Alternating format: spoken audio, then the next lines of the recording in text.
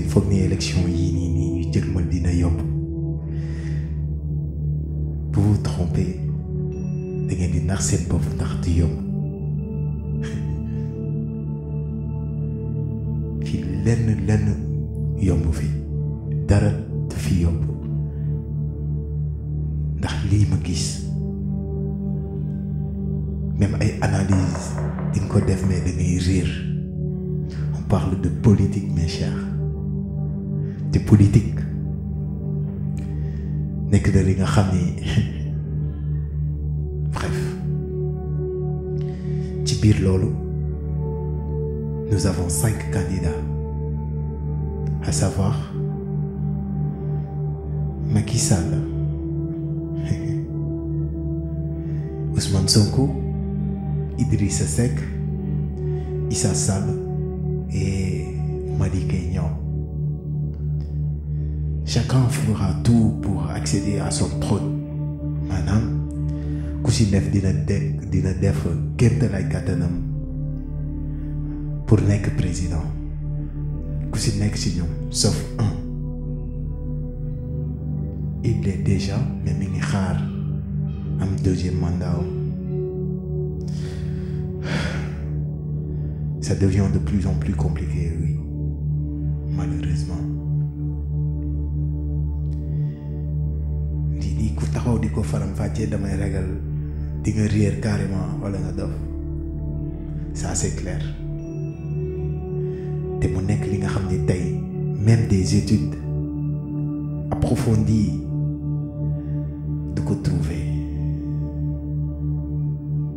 même ay calcul de ko trouver et même des cheminements de ko trouver. Et pour le cas de Sonko, nous avons la jeunesse. Et oui, bu dee xool étudiants yëpp moom la ñu àndal ak quelques intellectuels yi nga xam ni ñi ngi défendre cause mu nekk li nga xam ni tamit moom moo ko def mooy indi na innovation wax ak nag ñëpp te dans un débat à chaque fois il sait quoi répondre. li si benn journaliste yu bëri yi ko bëggoon mettre mal à l'aise avec le peuple. Il est tellement arrogant mu nekk ji nga xam ni qualité la am ci côté développement parce que nekkoon na impôt et domaine am na ci expérience te moom boo xoolee dans son passé gisuñu lenn li nga xam ni luubal na wala sàcc na xaalisu réew mi wala kopparu kenn yooyu noonu c'est à retenir. Mais li ma jaaxal mooy ku nekkul ci pouvoir nan lay amee expérience pour jiite dëkk ndax jiite dëkk du noonu de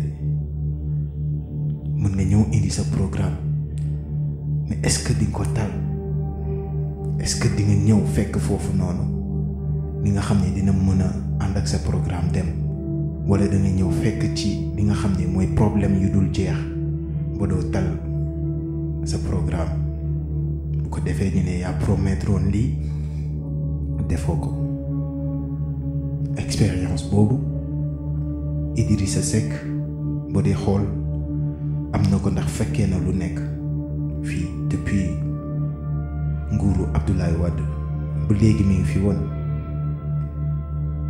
mais ci biir loolu yépp ñi nga xam ni dañ leen rejeté maanaam ñi ñu rejeté seen parrainage ñëpp ci Idi la ñu ñëw et pourtant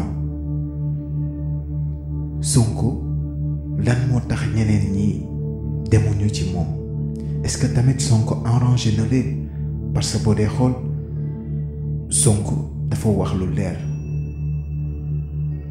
le type de politicien doit changer et pour les partisans on opte le changement.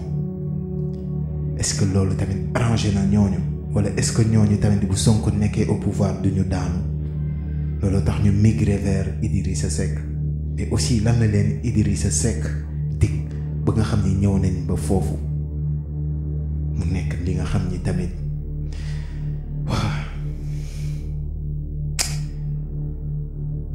c'est trop compliqué même.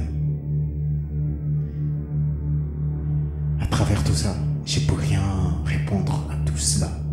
Mais ce que je peux dire, nous avons le silencieux Issa Sall. C'est un grand témoigné de l'éducation.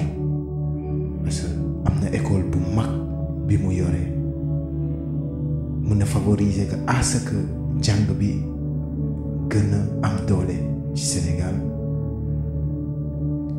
nit ñi gën a am gëdd ci jàng bi jox nit ñi gëdd enseignants yi gën a jàngal xale yi parce que boo dee xool jàngale bi actuellement nii dafa daanu carrément surtout primaire yi mais li gën a am solo mooy ñi boot Issa Sall et ils sont très organisés et c'est une organisation religieuse à savoir pure. Mais pure valeur yi muy instauré est-ce que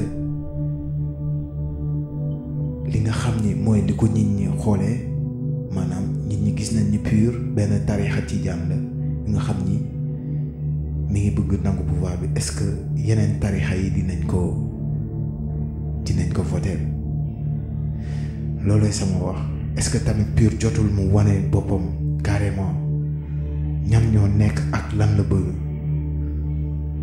certes que jël nañ Issa Sall def ko comme leader mais dafa am image bu des mooy Moustarchidine yépp ànd ak pur lañ def léegi yeneen tarixa yi lan la ñuy xalaat loolu aussi mu nekk benn obstacle bi nga xam ni sénégalais yi ñi ngi ci xalaat bu baax a baax ndax boo dee xool Issa Sall mat na lépp pour nekk ko parce que ingénieur la ci éducation. Mais dans tout ça, nous avons l'inconnu Madické Niang. Comment il a fait pour être parmi ces 5 là? Comment il a fait? moom moo mujjee ñëw PDS la nekkoon après mu génn PDS créé parti boppam ñoo déposé dossier parrainage am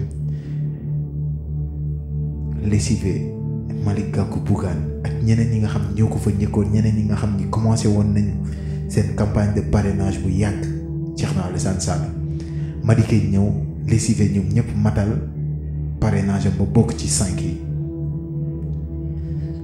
mujj naa métti, n'est-ce pas? Et les gens pensent que Madické day jàppale Macky Sall mais moom ci boppam nié na ko mais est-ce que li mu nié nit ñi gëm nañ ko parce que tamit ni mu ñëwee ak ni mu ko matalee yomb na yombul je sais pas mais moom xam na. Et pendant ce temps Macky Sall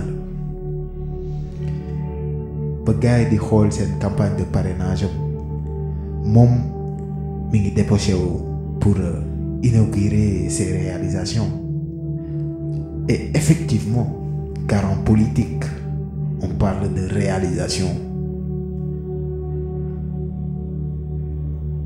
Macky Sall ci boppam mi ngi def ay jéego def na li nga xam ni tey Sénégal boo ko xoolaatee en image di nga gis changement yu bari nga ñëw Diamniadio gis ci tamit une ville magnifique, des infrastructures et les routes, tout ça, ça fait partie de ces réalisations. Yépp inauguré na leen ba inauguré aussi ay mosquées yi nga xam ni moom moo ko tabax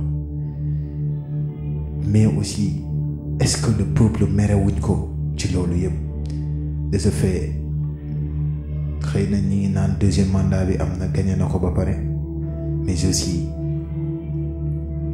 est-ce que peuple bi jot ñu xam carrément li Macky Sall def parce que ñu bëri dañuy topp riir bi rek mais xamuñu exactement li ñu def dëkk bi dafa Macky lañuy wax dafa metti te xaalis mi ngi fii liggéey mi ngi fii Mais tout ça, c'est trop compliqué, mes chers.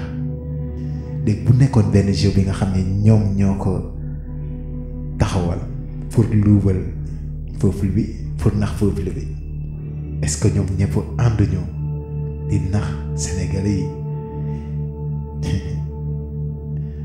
qui sait politicien mooy taxaw ci suba ngeen xeex buy bëgg a dee guddi gi ngeen lënkoo ànd cheminement boobu noonu dama toog di ko xalaat. Et si nous nous faisons duper, et si tout ça n'était qu'un rêve d'un orage, mais c'est à vous de juger.